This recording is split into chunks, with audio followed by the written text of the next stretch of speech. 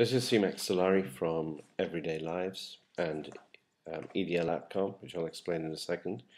We're an ethnographic research agency. The key difference between us and other qualitative agencies being that all we do is ethnographic research. So the only thing our company is involved in is filming the lives of people in real situations. That's following them around, hanging out with them for days on end in order to see how products, brands, and services actually fit into their lives. We work for all sorts of clients, a lot of FMCG, but we also work for people like MasterCard, and we've done work for government and so on and so forth, but mainly FMCG type work. And FMCG being fast-moving consumer goods, so Coca-Cola, Procter & Gamble, Unilever, all those guys are current clients. One of the things about our process, about our methodology, is that we actually do have to hang out with people. And when I say hanging out, I literally mean no interviewing, no letting them know what we're there to do. It's just hanging out with them. So the brief that we give the respondents is that just be yourself, just carry on doing whatever you normally do. Obviously, they've been recruited on the basis of very detailed screeners, but we're very careful that they don't cotton on to the brands or the categories that we're interested in exploring. Otherwise, it might bias them or affect their behavior. So from a research hygiene point of view, that's really, really important. Now, hanging out with people teaches you an awful lot, especially when you hang out with people across different countries, across different markets and cultures. One interesting thing, for example, is that national borders mean nothing. Cultural borders mean everything. And cultural borders are very, very different to national borders. And that might be an obvious point to make, but it's a very important point to make in trying to understand different behaviors and attitudes and values.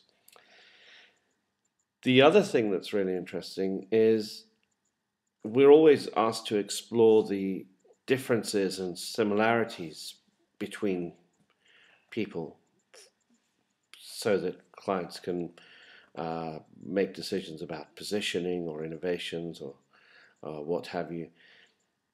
And one of the things that I find repeatedly have found amazing are the similarities between us all.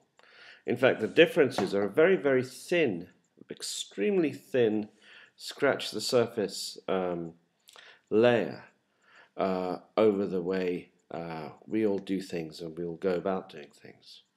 The core of our individual selves is incredibly similar. We're all after the same things.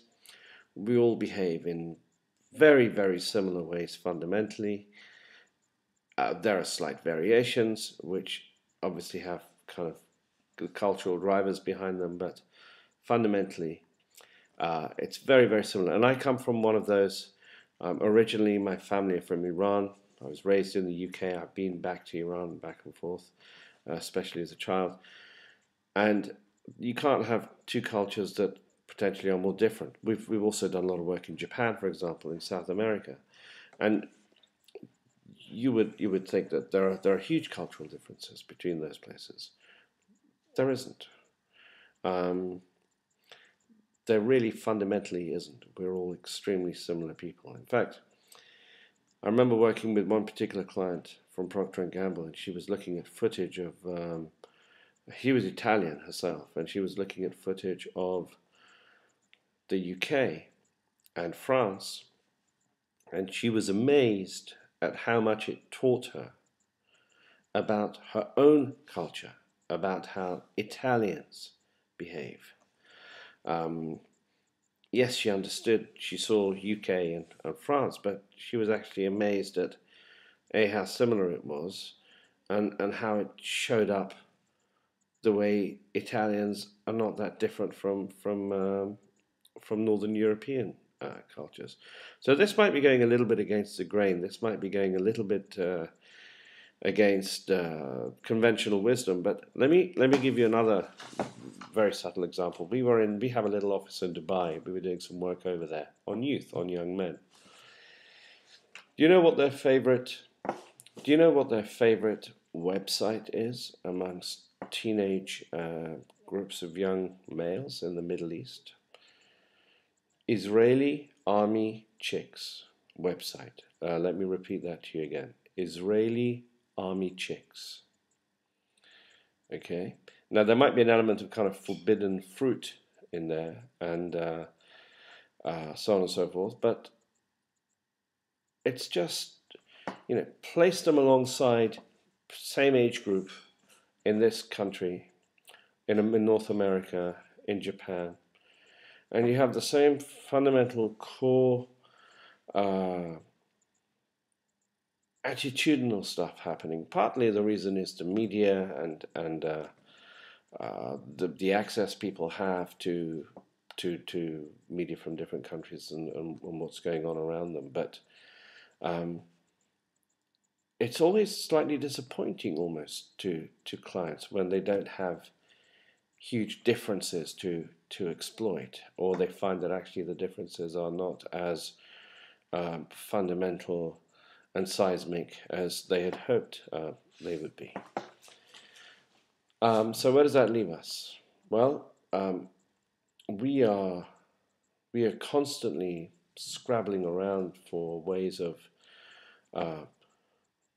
improving how we can capture events. We have been filming people. We've spent time hanging out with people. But more recently, we've developed a tool to help us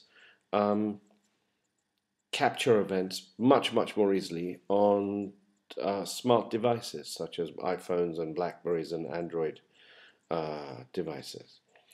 And this enables us to capture, tag, annotate, to some degree edit as well, the footage, and then submit it, and then analyze it, so that by the time we arrive back at our desks, it's already all set up, ready for filtering and analysis and putting together. And you can also see that on our website, on our blog site, which is called Ethnosnacker, ethnosnacker.com. And that we've discovered by accident is actually something really good for households to use as well, for respondents themselves to download the apps and to use them on their devices, and we just send them instructions. We push down objectives to them. This is what we're after. Can you please capture these for us and tell us about them over a period of time?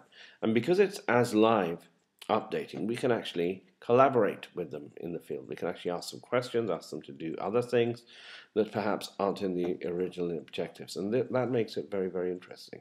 Now imagine allowing people from 3 or 4 different cultures to see each other's outputs and comment on each other's outputs based on sort of key objectives.